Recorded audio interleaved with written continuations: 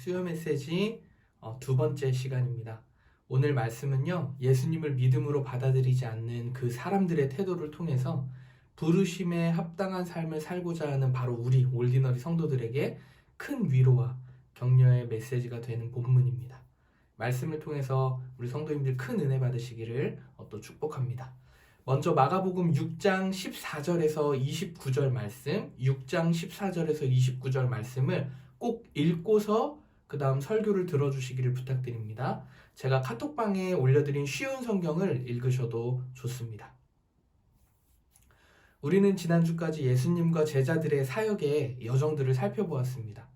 예수님께서 제자들과 나사렛 고향에 방문하였지만 배척받으셨고 이제 제자들을 둘씩 짝을 지어서 선교 보내는 장면까지 우리가 함께 보았습니다.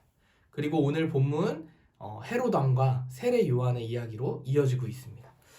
빠르게 좀 정리를 해보면요, 둘씩 짝을 보내어서 제자들을 보낸 사역이 매우 성공적이었습니다.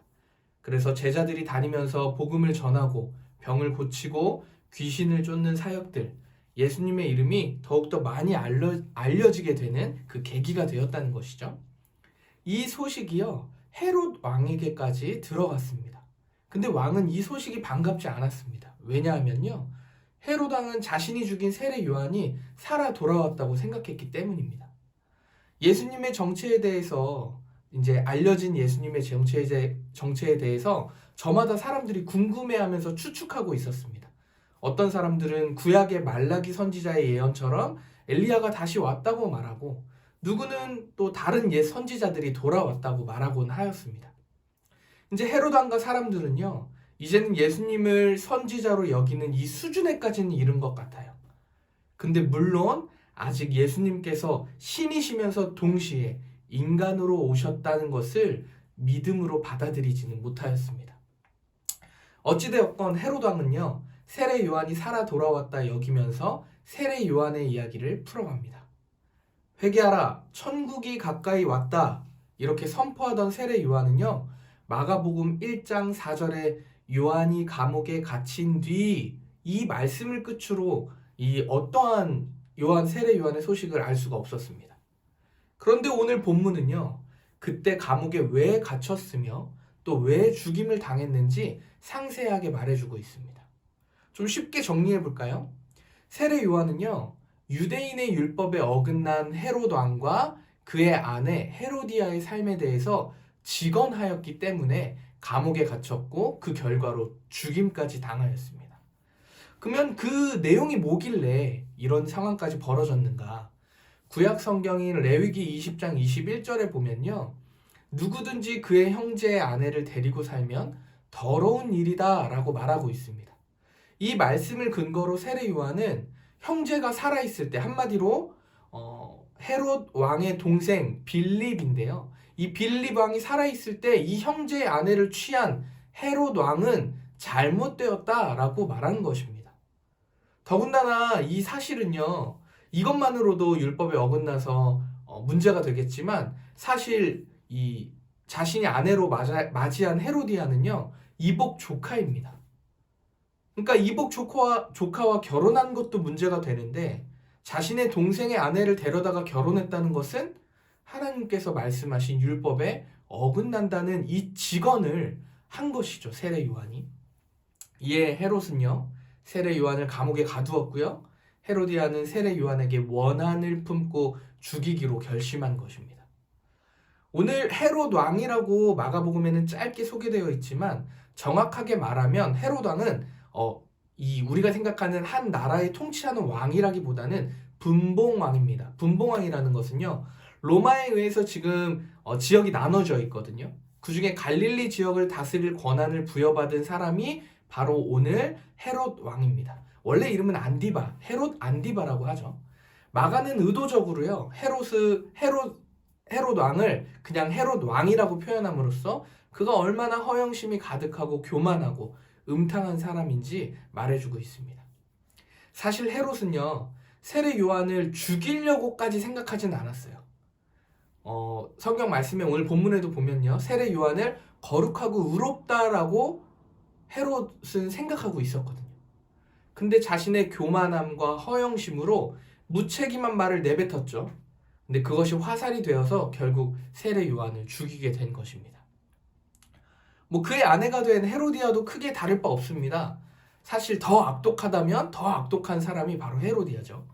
자신의 잘못을 비난하는 세례 요한의 말을 귀담아 듣지 못하고 오히려 죽이기로 작정합니다. 헤로디아의 이 부도덕함은요, 자신의 딸을 통해서도 잘 드러나고 있는데요. 딸이 이제 연회죠, 파티, 귀족들이 모인 자리에서 춤을 춥니다. 이 춤은요, 우리가 흔히 연회장에서 하는 격식 있는, 거기에 알맞는 그런 춤이 아니고요, 성적으로 음란한 춤을 말하고 있습니다. 이 춤을 본 그 잔치에 참여한 사람들의 반응은요, 기쁘게 하였다라고 성경은 말하고 있어요. 근데 여기에 사용된 헬라어 원어는요, 성적인 관심을 일으키거나 성적으로 만족시키는 것을 암시하는 말로 쓰여진 원어입니다. 한마디로 그곳에 참여한 사람들은요, 기뻐하였다. 이 말은 무슨 뜻이냐면 헤로디아의 딸 춤을 보면서 성적인 관심을 내비쳤다는 것입니다. 딸이 그런 춤을 추게 하였는지 아니면 추는 것을 그냥 내버려 두었는지 잘 모르겠지만 어찌되었건 딸의 춤을 보며 사람들이 성적 호기심의 대상이 되도록 내버려 두었다는 것, 이런 어떠한 태도만으로도 헤로디아의 도덕성이 어떠한지 우리는 알 수 있습니다. 오늘 우리는 헤롯 왕과 그의 아내를 보면서 하나님의 부르심의 삶을 다시 생각해 봅니다. 헤롯 왕과 헤로디아를 비롯하여 수많은 사람들은요, 세례 요한, 예수님, 그리고 제자들을 통해서 끊임없이 자신들의 삶을 돌이키고 예수님을 우리의 삶의 주인으로 모실 수 있도록 하라! 이렇게 계속해서 들어왔어요. 그러나 이들의 반응은 어떠합니까? 그저 선지자, 예언자로 여깁니다. 믿기 어려우니까 자신들의 생각과 상식의 선으로 제한한 것입니다. 진정 우리의 주인이 되시며 구원하실 분이라는 것은 받아들이지 못하는 것이죠. 헤롯 왕은 세례 요한의 말을 듣고 갈등하면서 고작 한다는 행동이 무엇이었냐면 보호하는 차원에서 감옥에 가두는 것이 그의 선택이었습니다. 그런데요, 이 행동은요, 본인이 하나님 앞에 직면한 모습이 아니었습니다. 세례 요한의 말을 듣고 직면하였다면 회개함으로 돌이켜야 했거든요. 그런데 그 문제를 인식하기는 하였지만, 세례 요한의 말을 듣기는 하였지만 문제 앞에서 회피한 것입니다. 마치 예수님의 생사의 결정권을 가지고 있던 빌라도와 같은 모습이죠. 그의 아내도 마찬가지입니다. 헤로디아도 마찬가지죠. 자신의 부도덕한 삶에 회개를 촉구하는 세례 요한의 말을 듣고서 돌이키기는커녕 오히려 기회를 틈타 죽이기로 결정한 것을 보면요, 인간의 악함이 정말 두렵기까지 합니다. 더군다나 자신의 딸을 이용하는 그 교활함은요, 말할 수가 없습니다. 그 딸이 받아온 선물은요, 소반에 담긴 세례 요한의 머리였습니다.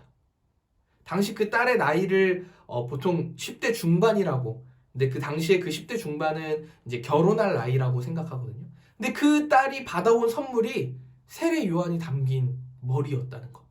어떻게 딸에게 이런 모습을 보여줄 수 있겠습니까? 사랑하는 성도 여러분, 오늘 이 시간 나는 그 정도는 아니지. 에이, 헤롯 왕이랑 헤로디아 정도는 아니지. 라는 이런 착각과 안도에서 벗어나서 다시 새롭게 하나님께 집중하는 저와 우리 모든 성도님들 되시기를 간절히 소망합니다.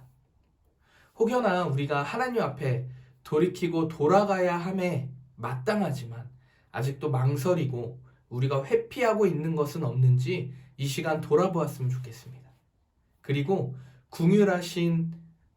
궁휼하심으로 우리를 기다리고 계시는 우리 하나님께 돌아가는 우리가 되기를 축복합니다. 하루를 보내면서요, 또 한 주를 살면서, 우리가 매일매일을 살면서요, 우리 안에 심기어지고 아주 조금씩 자라나는 완악한 마음들, 원한의 그 마음들이 있습니다. 우리가 주의해야 할 것은요, 이 마음들이 자라나지 않도록 우리는 힘써야 합니다. 하나님의 뜻대로 살고 싶지만 우리의 인생에서는, 우리의 삶에서는 오늘 하루 가운데에서도 수많은 어려움들로 우리는 상함을 입고 쓰러지고 낭망합니다. 또 그 상처가 아물기도 전에요. 또 다른 상처가 찾아오기도 합니다. 그래서 오늘 우리에게 필요한 것은요, 하나님의 사랑과 지혜와 용기인 줄 믿습니다. 우리가 열심히 거룩함을 외치고 공의를 외치고 예수 그리스도는 사랑이다, 이것을 외치는 것만이 그리스도인의 삶은 아닐 것입니다. 사랑하는 믿음의 동역자 여러분, 우리가 잠시 멈춰서서 하나님의 위로를 구하고 하나님의 지혜를 구하기를 원합니다. 그리고 용기를 달라고 함께 기도하기를 원합니다. 각자의 삶에서 필요한 은혜, 지혜, 용기를 성령께서 부어주실 줄 믿습니다. 남은 하루, 한 주의 삶 가운데 지혜와 용기로 편안한 삶이 되시기를 우리 주 예수 그리스도의 이름으로 축원합니다. 행복한 삶이 되시길 바라고 오늘 또 여러분의 기도 가운데 하나님 은혜 주시길 바랍니다.